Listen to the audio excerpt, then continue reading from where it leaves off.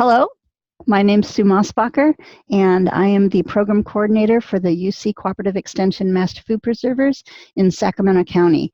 Thank you for attending this online session. The purpose of it is to tell you a little bit about our program and what we do in the community, and then also to make sure you understand what's expected of you after you complete the training. In the past, we've had people go through the training, and at the end, they were surprised to hear that then they had to volunteer. So I want to make sure we start on the same page. Okay, so let's get started. I'm going to talk about what we do as Master Food Preservers, how we do it, and then how we do the training. Okay, so to start with, our mission statement is to teach research-based practices of safe home food preservation to the residents of California. The key word there is research-based. And so there's a lot of stuff out in the communities you can find online, great fads, but since we're a research-based university and this is a research-based program, if we don't have the data to back up that it's safe and reputable, we don't teach that process. And then also sometimes we try and make sure people understand why some features or some methods aren't things that we recommend.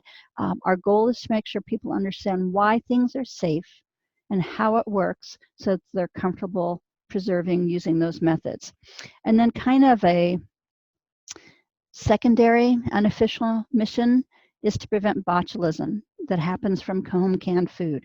44% of the botulism cases are generally from improperly preserved home food. So we kind of have a little food safety mission as well to keep people safe. That's our mission statement. And we do this using our core values. The first thing we do is we use trained and certified volunteers at the county level. Those are the master food preservers. And we go through the training at our county level, and then we do our activities within our county. And the things that we do are research-based educational programs. And their focus is on home food preservation needs for non-commercial clientele. So this means we don't target CFO, cottage food operators, or small businesses. They are welcome to come to our classes, but the liability issues working with commercial clients is much higher, and it's not something that we want to target in our programs with our volunteers, so we target home food preservation folks only. And then we focus on educational programs that address the strategic vision of the UC A&R. And as you can see on the bottom of the page, the A&R is Agricultural and Natural Resources. We are a division of the University of California, and I'll talk about that in a second. But we have a strategic vision overall for our entire program, the entire department. And everything that we do in this department, which spans the entire state, needs to either deal with pests and diseases, healthy families and communities, food systems, ecosystems, and water. And so our programs as Master Food Preservers focus on meeting the needs of healthy families and communities and sustainable food systems. So this gives us a wide range of options in terms of what we can teach. As long as it meets one of these goals, we can teach it. We also have a couple of other restrictions with the Master Food Preservers in terms of the processes and the recipes we use, and I'll talk about that in a minute too. But as far as what we can do, we have a lot of leeway. We can work with kids, we can go and work in specific communities, we can do things general to the public, we can talk about freezing, we can work at food banks, all kinds of things, as long as they work towards these two initiatives. I'm going to give you a very brief snapshot of the history. We started in 1983 in California, and then we had probably, I've been told, 25, 30 different counties that had the Master Food Preserver program over the years. But as advisors retired, the UCANR lost a lot of funding, and they didn't replace nutrition advisors as they left. Just in general, our community started to focus on fast food. A lot less people did canning, and canning kind of fell out of favor. And so we lost a lot of history, and so we really don't have all the details of how many programs we had and where they all were. And in 2010, we were down to 3 programs in the state: El Dorado, San Bernardino, and Sacramento. In 2004, we had a 4th program added. In 2012, we jumped up to 7 programs. And then we had 9 in 2013. And then at this point, the statewide office realized that this program was on a comeback, and we needed to make sure we had something or a program and program tools that were available to everybody so we could have consistent teaching and consistent materials across the state. So the UCANR put some money in to hire some staff at the statewide level, and then we've got our statewide office. And then in 2020, we have 11 programs right now, and we have another one starting up this next winter in Sonoma. So we'll have 12 programs. And so here's where we are. El Dorado, Sacramento, and San Bernardino, I've got them listed in green. Those are the originals, but we're spread throughout the state. And there's quite a few, well, several of them that have 2 counties that are working together. So for example, I also coordinate the Amador Calaveras group. And so we have one group of volunteers, and they teach classes in both of those counties. Same thing with Solano and Yolo, San Luis Obispo and Santa Barbara, San Francisco, San Mateo, and Iño have a huge area to cover with their one group. But this is where we are. And a lot of times people will ask, why can't we have the program in my county? And the big thing is that we need to have the staff to oversee the volunteers. If any of you have canned before, if you know anything about canning, people can mess things up and cause illnesses, cause death, and so we need to make sure that we have academic oversight for the volunteers just to make sure everybody stays on track so that we are all teaching things safely. And we're trying to get more programs. Like I said, we're starting one in Sonoma. All right, so today we have throughout the state about 300 active volunteers in the Master Food Preserver program.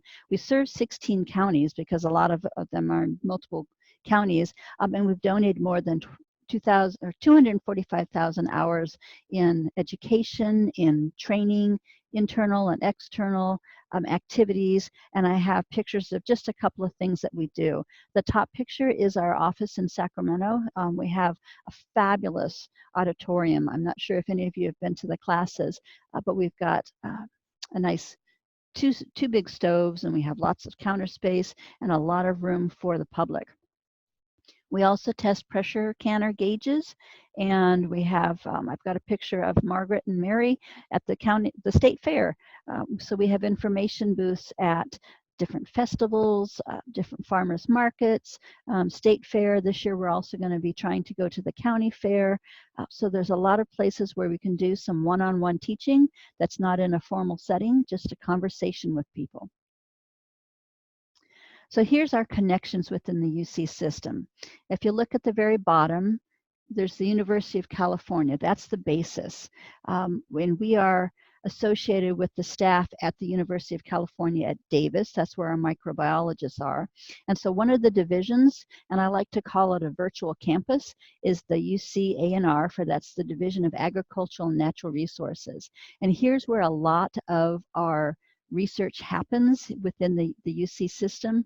We have research stations throughout the state. We have people who are on campus. They're specialists who do research, and they're a large part of the research-based information that we give out. And then cooperative extension is at the county office, and that's where we are located. We're part of the UC Cooperative Extension. And here, the cooperation comes from the county's fund projects or fund staff. They provide housing for us, and then we work locally with them to get the information that's been researched through ANR and through the university out to the county communities. And so then we also have this green level here. We've got our statewide Master Food Preserver program. So we have a few staff members in Davis who provide guidance in terms of training materials for us, resources that we can use. We have on the opposite side specialists. Right now we have 2 specialists that are in Davis, Aaron and Linda, and they're the ones that give the final blessing on the types of things that we can teach in terms of this is safe to teach, these are recipes that we can use, and so forth. And then we have our county-based advisors and county director. And the county director for us is Morgan, and he's the guy that has said, yes, I will take responsibility for getting funding for the program and making sure we have everything that we need. So we have our program because of him. And then we also have some county-based advisors. We share our nutrition advisor with the San Joaquin area, and they provide academic oversight. And so they're a resource for us as guest speakers. They help us with materials as needed. For the most part, I can take care of most of those items, but we do have her as a resource. And I'm this green bar at the top, program coordinator. And so I'm the coordinator for Sacramento. I also coordinate El Dorado County's program and Amador and Calaveras' program.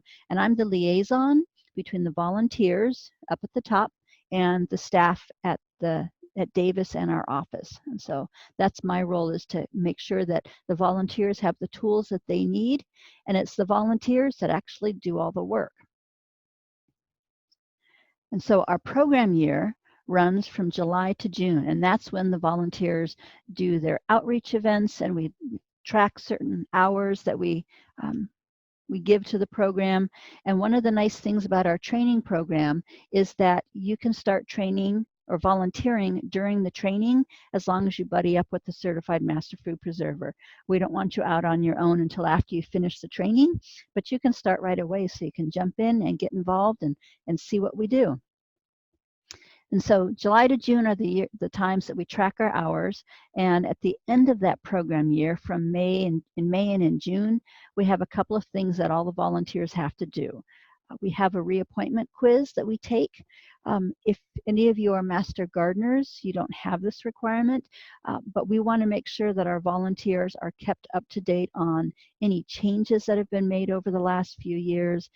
For example, up until 2015, we didn't teach anything about steam canning because we didn't have the data to back it up. And then one of the universities did a huge research project, and so now we can teach steam canning.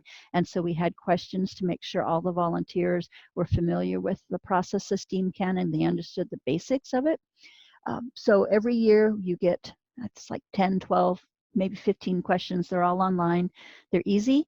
We also give you the study guide to make sure that you can learn the information. And if you don't pass it the first time, we give you the answers, and then we tell you, go look it up and make sure you understand what the right answer is and why it's the right answer, and take the test again.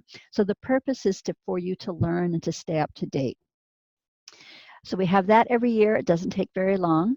And then we have some online reappointment paperwork where you just click some boxes that say, yes, I've done my hours, I want to continue, or no, I didn't finish them, but I still want to continue, and I'll make them up next year, things like that. We have an insurance payment, and I'm going to talk about it in a couple of minutes, and it's for personal accident and injury for volunteers. We include that in the training fee, so you don't have to worry about the first year. And so those are some of the things that happen within our program year. And so your first year as a trainee would end in June 2021. So you have about a year and a half as your first year, so you get extra time.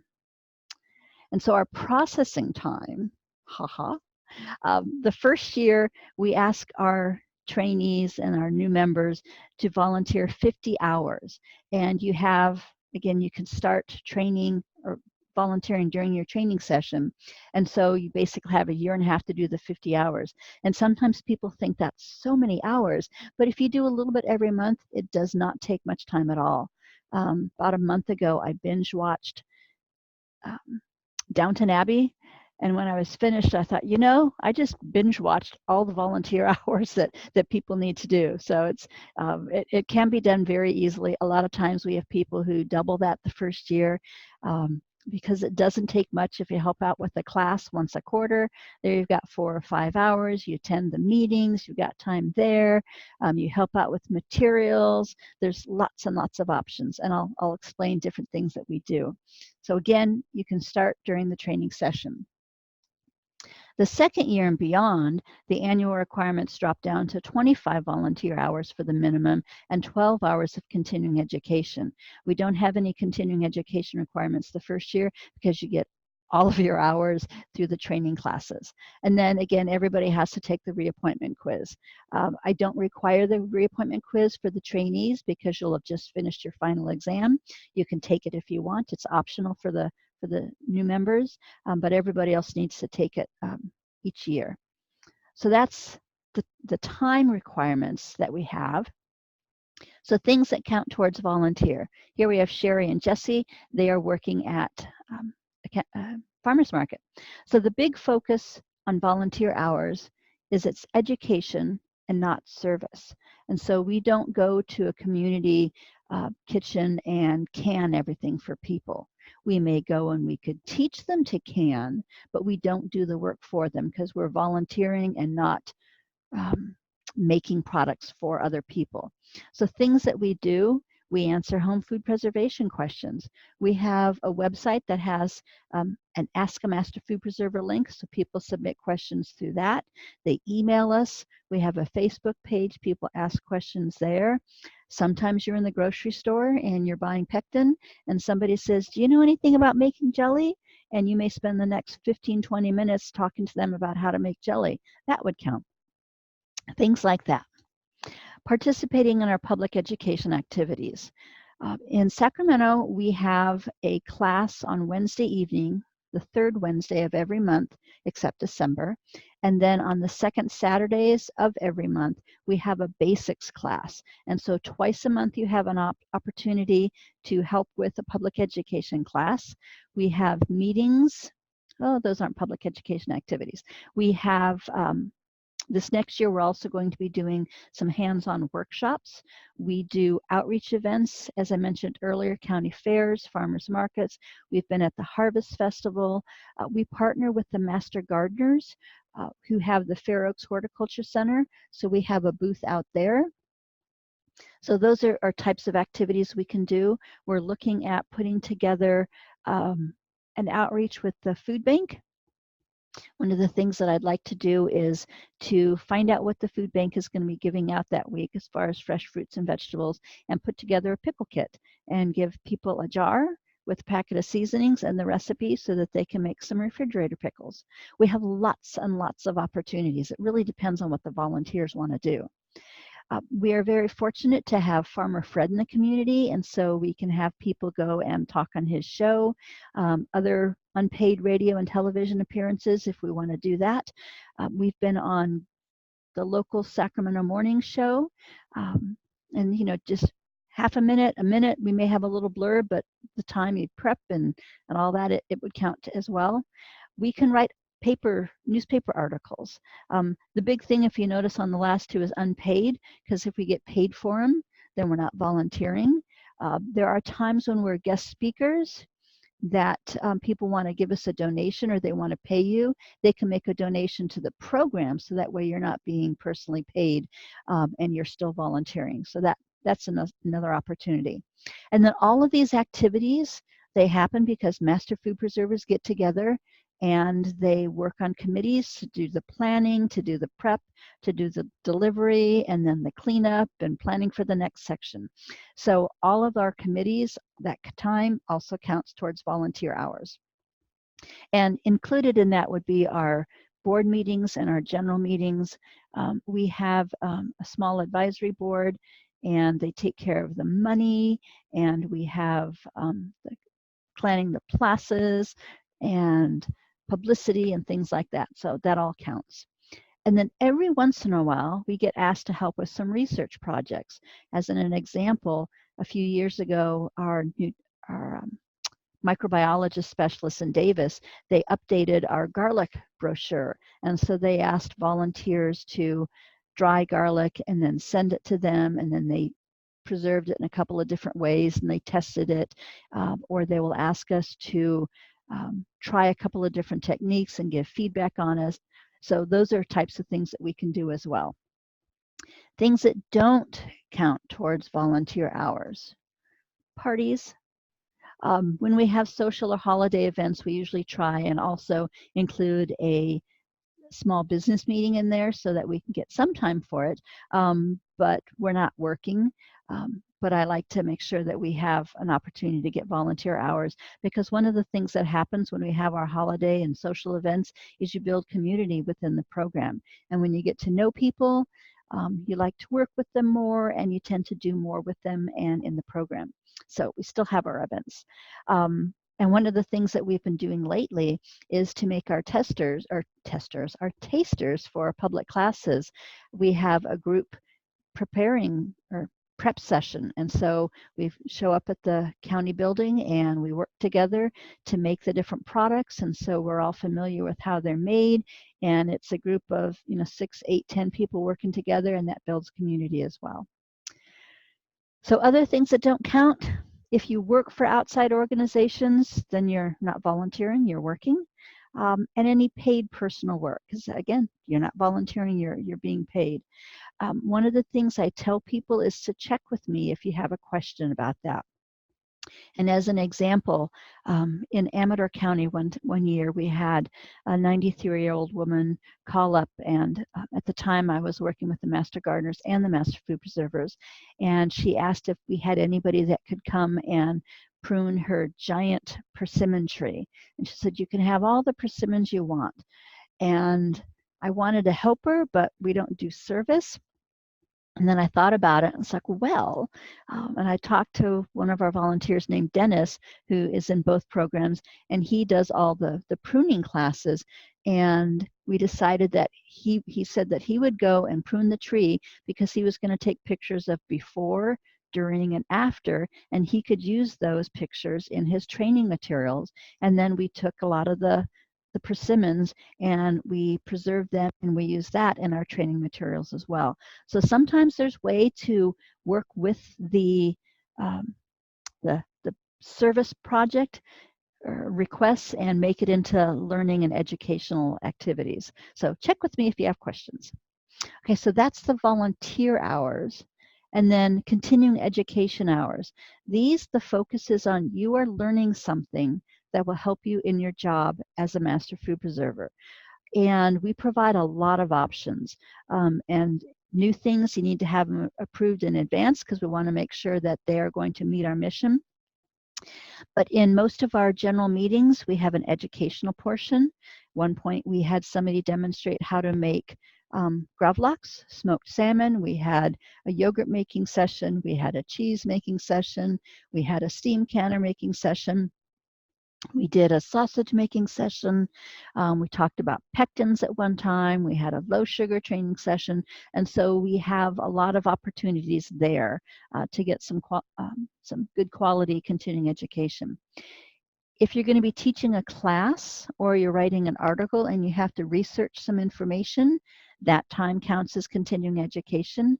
If you're reviewing our research-based publications, and there are a lot of them that we have available to us, the time that you spend for that also counts as continuing education. I mentioned the study guide that we have for our annual reappointment quiz. That time that you study and take the test, that counts. We have a lot of approved videos.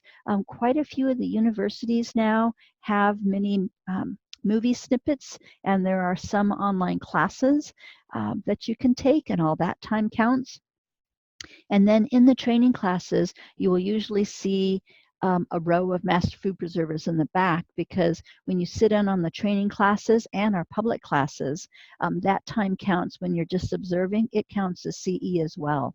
And one of the things that I like is every time I go to either a training class or to a public class, there's some snippet of information that I learn that I didn't realize that. That's something I want to use when I teach, or something I want to use when I can at home. So there's a lot of opportunity for continuing education hours. Things that don't count towards continuing education: regular old TV shows. Here we've got Gordon Ramsay, Hell's Kitchen. So for the most part, general cooking shows don't count. Non-research-based information, so that stuff doesn't count. But again, check with me, because sometimes we need to make sure that we understand the techniques that people are using that aren't research-based. So for example, you may do some research on oven-based canning, because a lot of people do that. It's interesting though, because the Heat penetration is different through air in an oven than it is through canners and water and steam. And so you need to be able to explain that to people. So there are times where I learning about things that are not research-based so that we can use that information to help teach research-based topics. And then things that aren't related to home food preservation. If you go to a mushroom farm and you learn how they grow it, great, you learned it, but it really doesn't have anything to do with home food preservation. So my big line is check with me. It never hurts to learn more things, but not everything will count towards the food preservation hours. Okay, so that is what we do as far as our mission, the strategic initiatives, our connection within the University of California and the Division of Ag and Natural Resources, our year and the expectations for each year, and then what counts as volunteer and continuing education hours and volunteer opportunities. If anybody has a question, you can unmute yourself or you can type something in the chat box. I think I covered everything.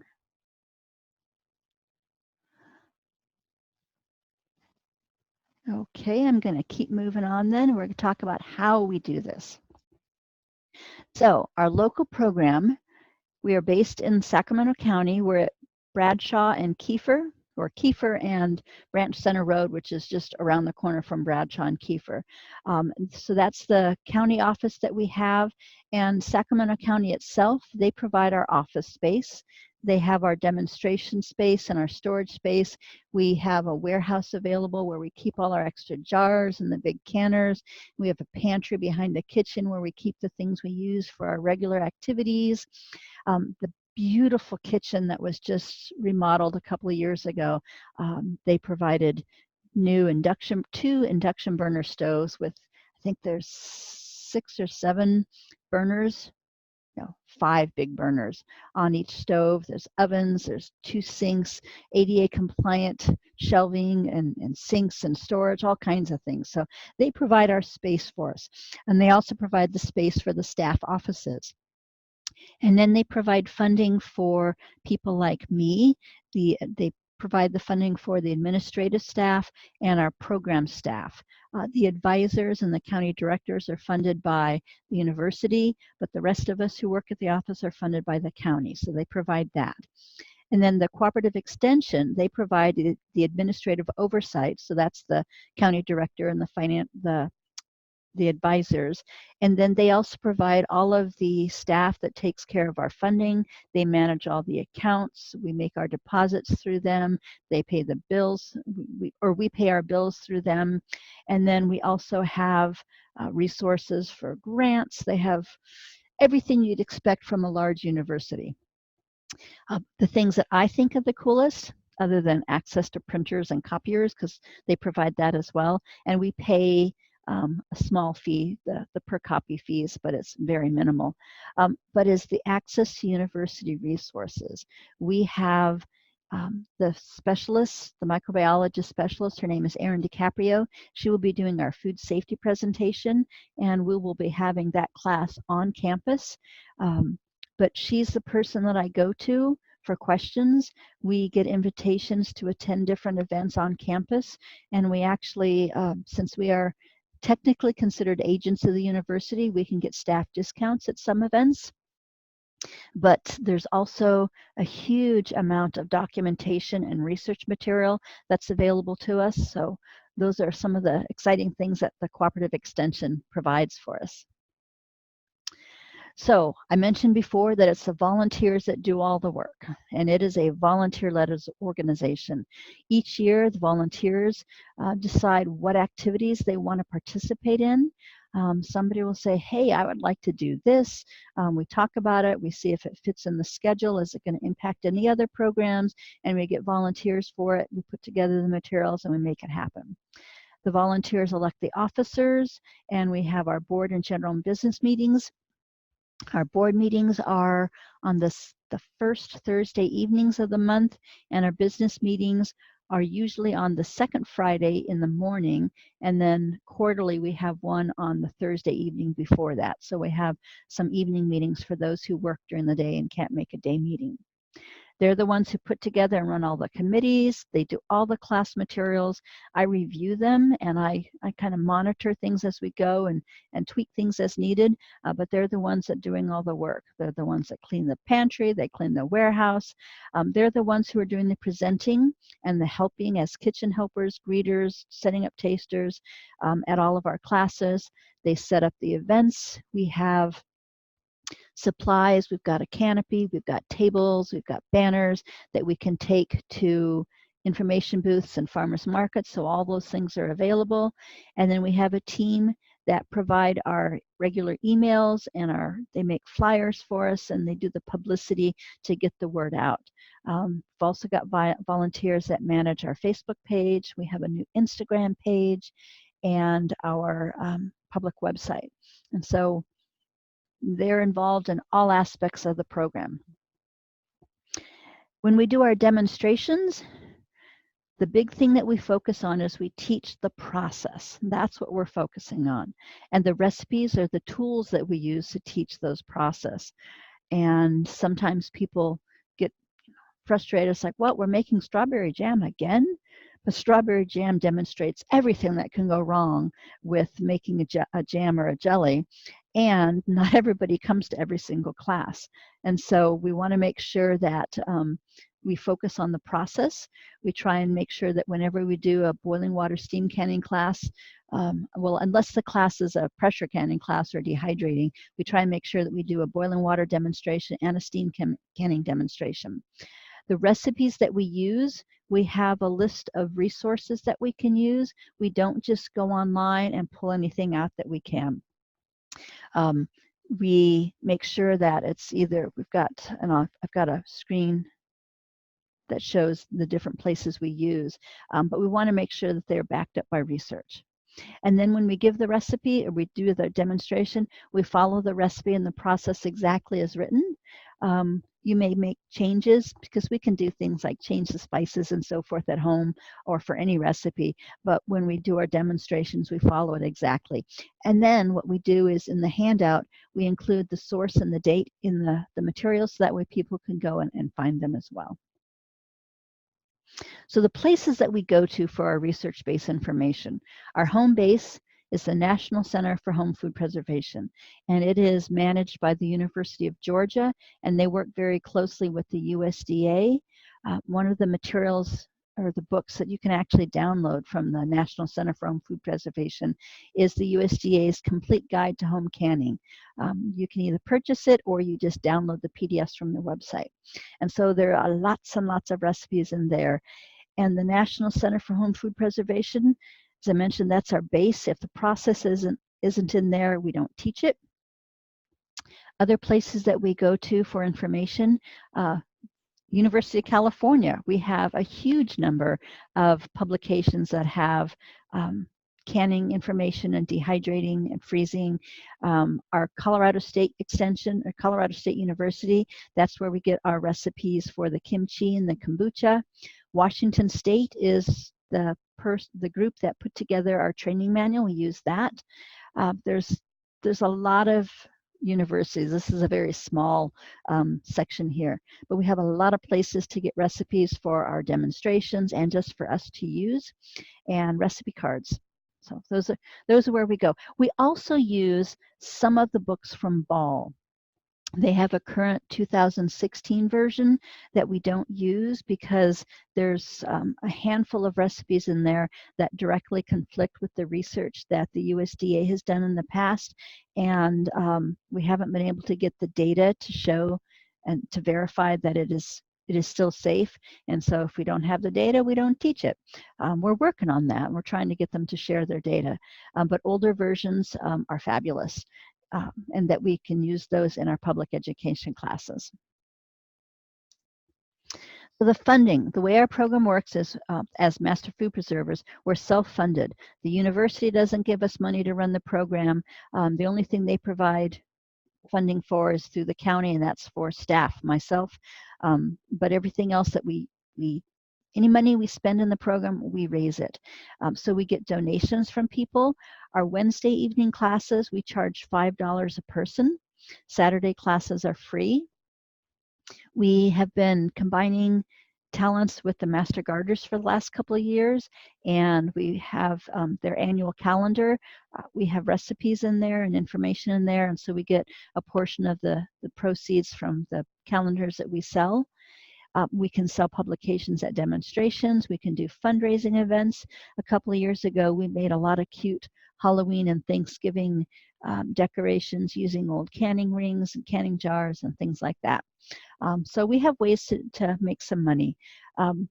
We are starting to do some hands-on workshops. We call them make and takes, and people have to register for that. And we charge, I think it's $20 a person to cover expenses. And if we have any extra, then that goes into the kitty for future events. We are a nonprofit organization, so when people make donations, it's to the UC Regents. When they write a check, it's to UC Regents. But people will donate jars and old equipment to us and new equipment too. And so that way we don't have to spend the money. And so donations are cash or product. We have insurance and general liability.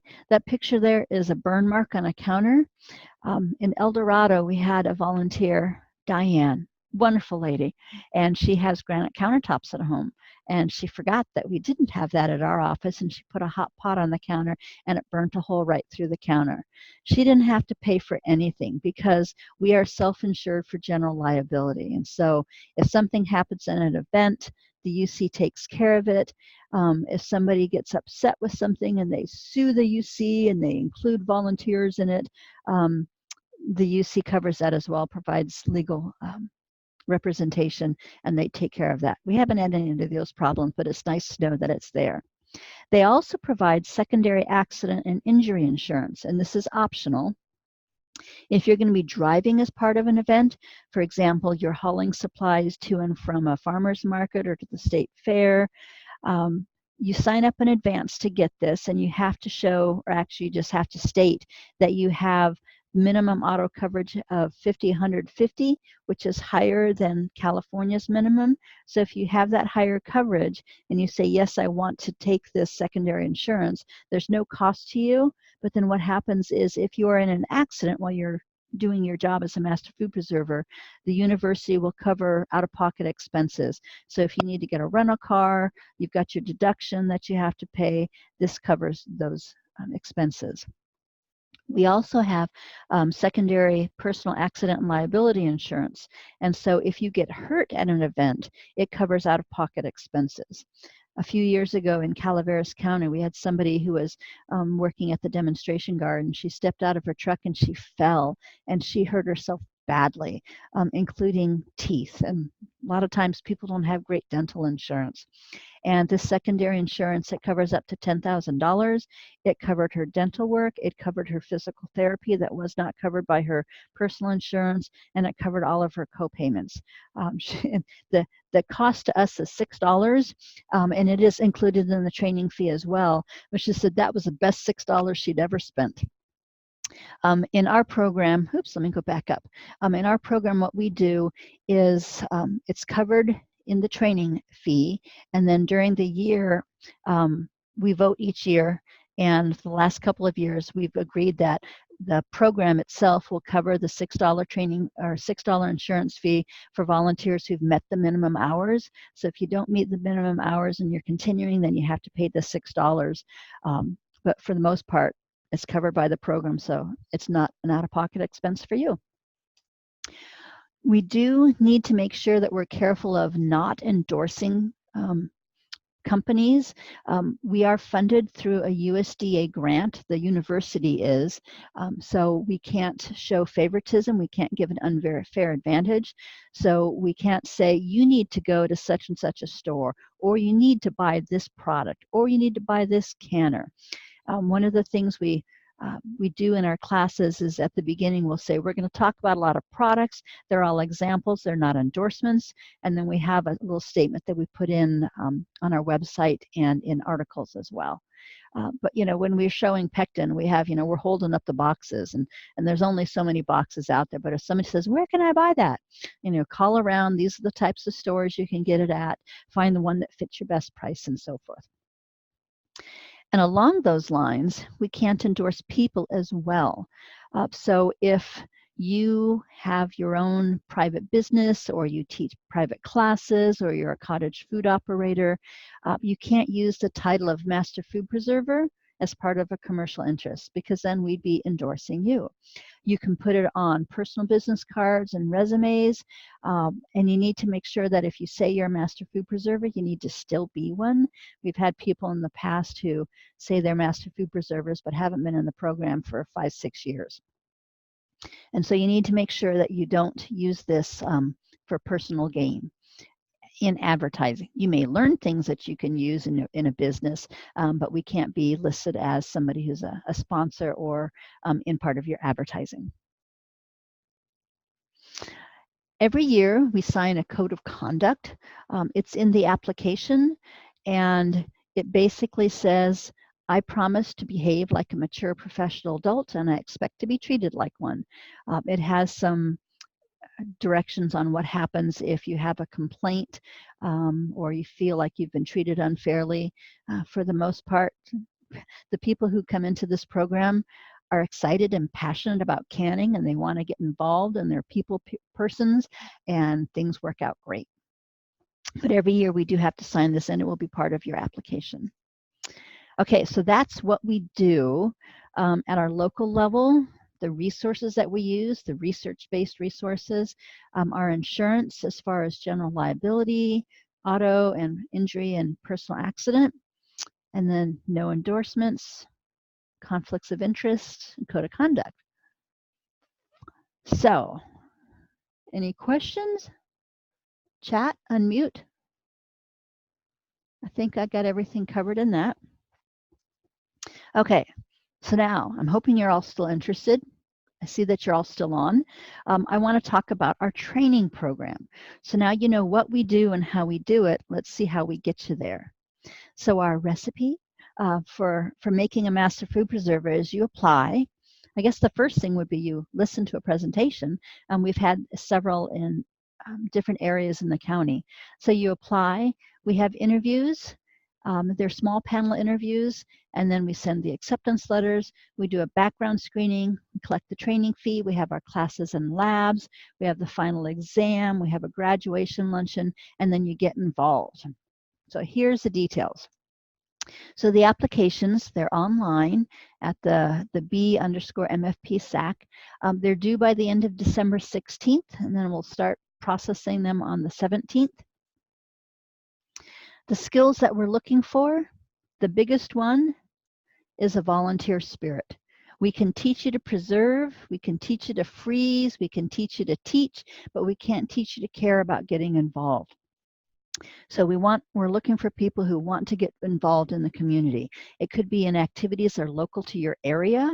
Just because we don't have classes in your area doesn't mean that we can't. If you want to head that up, you can.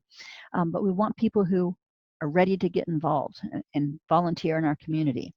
So we're going to have small panel interviews on Saturday, January 11th.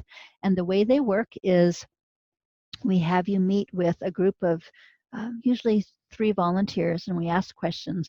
And we also ask you to teach us something. We want to reinforce the fact that we are a teaching organization. I've had people teach a card trip. I've had people teach how to make a good pie crust.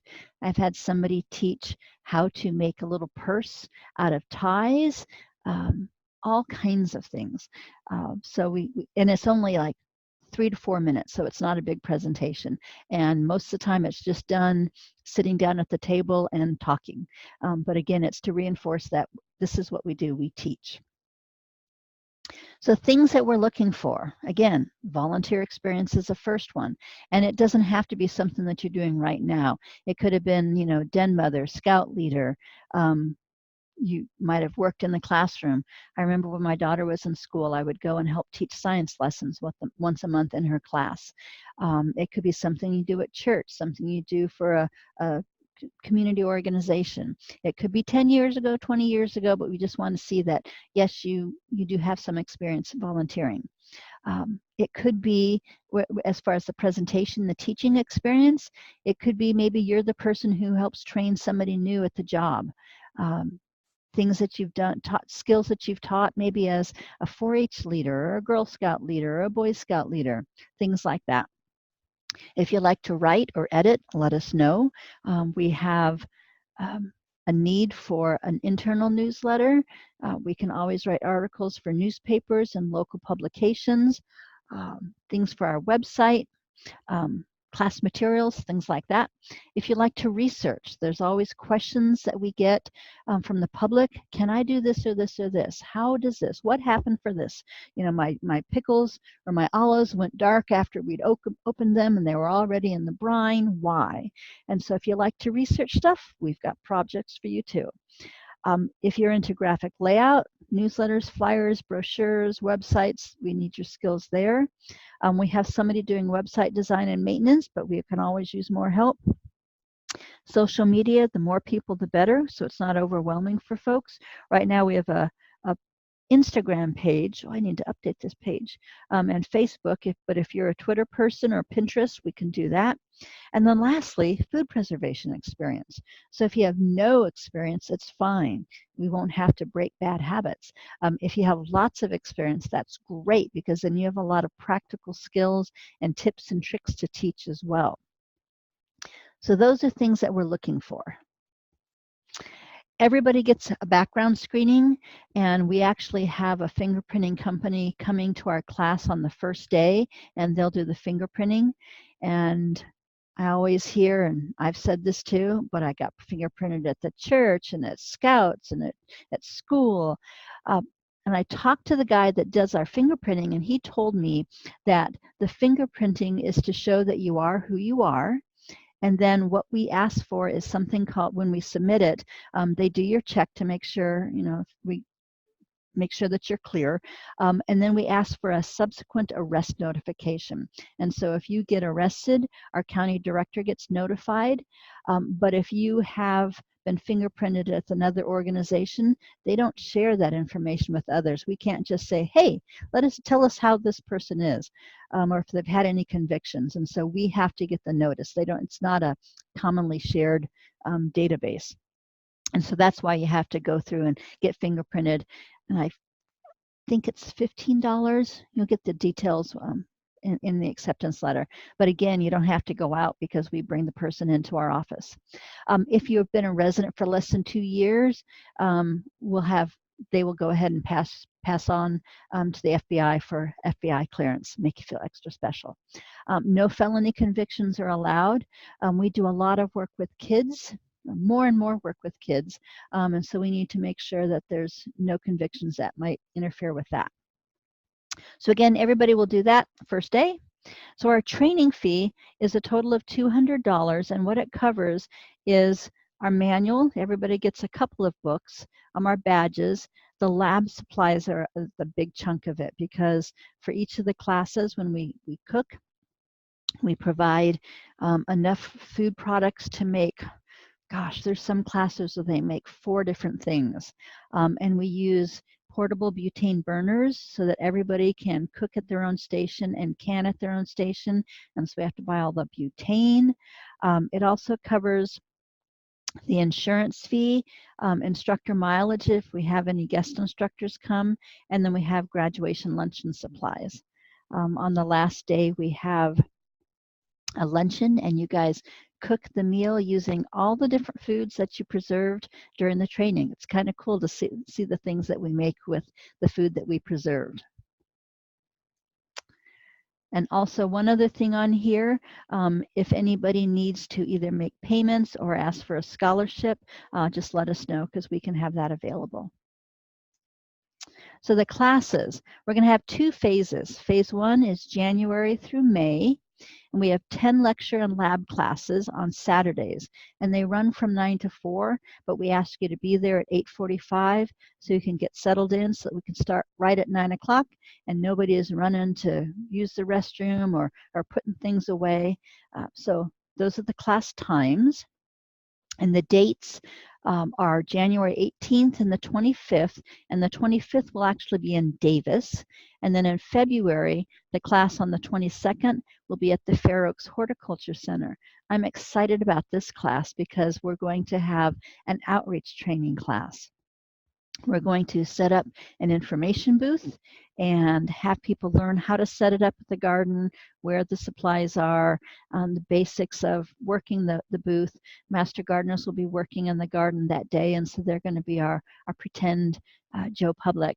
So that'll be a fun class. And then we're going to have you do some dry demos because I've given presentations and demonstrations garden before, and you don't have to do the actual canning. You can fake it through the whole thing and just walk through the steps and show before and after products. It'll be a fun day. So those are the classes. They were on the flyer that we handed out, and they're also on our website as well. If you miss a class, we want you to make it up with a mentor. And one of the things too is the classes on Saturday, there's a fair amount of them that are actually at our public ed classes. Saturdays are our basics classes. It's a 3-hour class, and so the morning you'll be part of that. So in addition to learning, you'll see how we do our public classes. And Dennis Prendergast is a teacher for those, and he's fabulous. But if you miss a class, you let our training coordinator talk with the training coordinator and me, because we're also doing training in El Dorado and in Amador counties, and so you might be able to go there and make up a class. San Joaquin, I'm not sure what their hours are, and then Yolo County is also doing some training, so we can hopefully make it work so that you can go to another class. Or we do a private one-on-one session because we want to make sure you cover all the information. We're going to talk about all the different processing, low acid, high acid, pickling, jams and jellies, fermentation, freezing, dehydrating, and we want to make sure that you have a chance to work with each of those methods. So the things that we're going to cover are the why and the how of the processes. Why does steam canning work? Why do we do that? How does dehydrating keep things from food from spoiling and so forth? So we've got the science behind it. And then we do hands-on labs because you have to be able to do it to learn it. And so each class, most of the classes have a hands-on lab where you will actually can something or dehydrate something or freeze something. And sometimes you take things home to finish up. So the locations, our main office is on the Branch Center Road, and that's where the majority of the classes are, except for the 25th in Davis and February 22nd is in Fair Oaks. Okay, so the classes. So phase 2 is May to December. You've done all the classroom training, and now you're going to go and get out into the field. So this is an internship period, and you'll be guided by a mentor, and we're going to have a checklist of things we want you to do, because we want you to get involved and to check out as many different activities that we do so you can find where you want to focus your first year, or if you want to go to all of them. So we're going to ask you to help out at some classes. We want you to work at one information booth. We want you to go to a couple of business meetings. And we've designed our public schedule this year so that a couple of the classes for the public will be taught by the students. And so we're going to have you participate in the student-led public demos.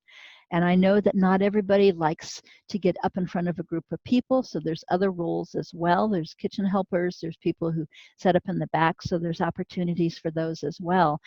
But even in those roles, you still teach, because people will come up to you at the break or after class, and sometimes they're afraid to ask a question in front of everybody, and so they'll start a conversation with you, so you still have lots of opportunity to teach. So we're going to have our graduation ceremony on Saturday, December 5th in 2020. And so that'll be our final one, where you will trade out your trainee badge for your regular badge. Okay, so during these classes, we have a lot of review time. And so we have online and printed class materials, so you need to have internet access. We have quizzes that we assign you to do at home. They're all open book. And then there might be a couple of projects where we ask you to make something at home and then bring it to class, and we have a recap of what you did, what worked well and what didn't work well. At the end of the labs, we have each lab group get up and talk about something that they made, what worked well, what didn't work well, what they would do differently next time, and so forth. And we have a couple of recipes that we've just pulled from the internet, and we have some group discussions of what's wrong with this recipe, what are some potential food safety issues. And then one of the coolest things is what we call our MFP consultant. We have a table in the back of the training room with about 4 or 5 MFPs there.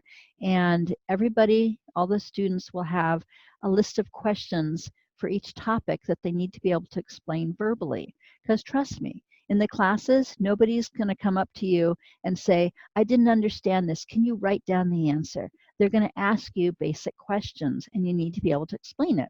And so here, you sit one-on-one with the MFP consultant, and they ask you the questions, and then you explain it. And they'll guide you along, but we want to make sure that you're able to articulate core concepts in food preservation. You'll have a final exam. It is open book. You need a score of 85 to pass, and the MFP consultant score that you met one-on-one with, that's included in the final exam. Everything's open book because we want you to know where to find the information. We don't expect you to have everything memorized, and actually we want you to look things up. Before you teach a class, review your training materials, review publications, just to make sure that you're current, and it'll remind you of things that you may have forgotten about. Okay, so that's the application process and our classes. Any questions on those? You can unmute yourself or put something in the chat. It's a lot of material, but we spread it out over quite a few months so that it's not overwhelming. Okay, so I want to close with making sure that everybody understands how master food preservers make a difference. We are official agents of the university. I like to tease people and tell them that since they were trained by the university to teach classes as part of the university, they're unofficial college professors. You don't get paid, but you are representing the university in what you do. So we try and make sure that our materials are polished and professional. We expect our volunteers to act polished and professional, still have a lot of fun, but we want to make sure that we represent the university well. And we provide a very valuable service to our community. This little chicken is to remind me to tell a story.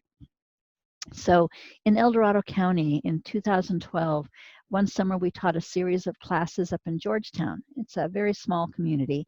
And when we did the pressure canning class, we teach that you have to pressure can vegetables, and we explain why.